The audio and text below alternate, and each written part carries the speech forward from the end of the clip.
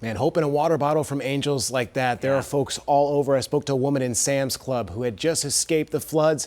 3 people behind her were connecting her with resources. Brad, it's happening everywhere. Yeah, and I tell you all the time, people always say, hey, where's FEMA, where's federal government? Yeah, we all want to know. But man, I'm telling you, your neighbors are going to be the first responders in this case. And North Carolinians, they come through like they always do. And it's great to see that happening up there in the mountains. Now, we've got that northwest flow. It is producing some scattered showers. So unfortunately, we are seeing some rain up there. But the good news, these are light showers. They're moving through fairly quickly. And this is a sign of drier air. The fact that we have the flow coming from the north and not the south, that's a good sign because we're not tapping into any tropical moisture. We're starting to push it out of the region. And these fronts, every one we see is a good sign. This time of year, when you get in October, I love to see cold front after cold front. One thing, I like fall weather, I'm not going to lie, but it also means it shuts off the tropics. It keeps all that mess away from us. And right now, the tropical development out there, yeah, there is plenty out there. It is October, by the way. We've got plenty of time for tropical systems, but now they're starting to shift into the central Atlantic. Kirk is a hurricane now. This is probably going to be a hurricane shortly. These are all going to recurve, which means they're going to be fish storms. They're going to stay out in the Atlantic.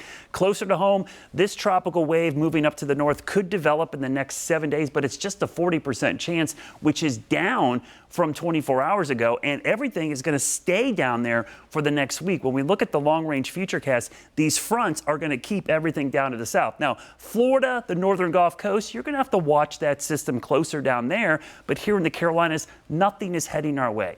No, I don't care what you see online, who's telling you what. Trust me, I would tell you if something's heading our way.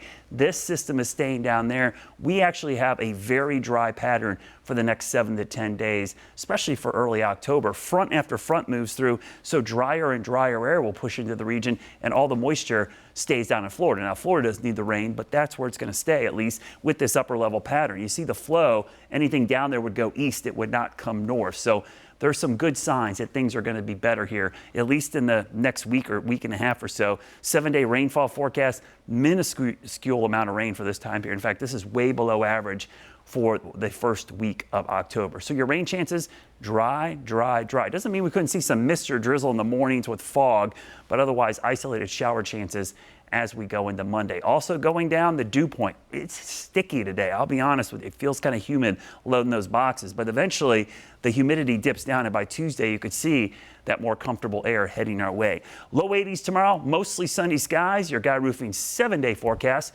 shows those gorgeous conditions for the weekend, and early next week, here comes that cool down. Highs in the low 70s. That's more autumn-like. Morning lows in the 40s and 50s. Certainly looks like it. All right, Brad, thanks for that look. The Charlotte 49ers football coach is helping out some rival schools in a big way during their time of need. Nick has that and more next in sports.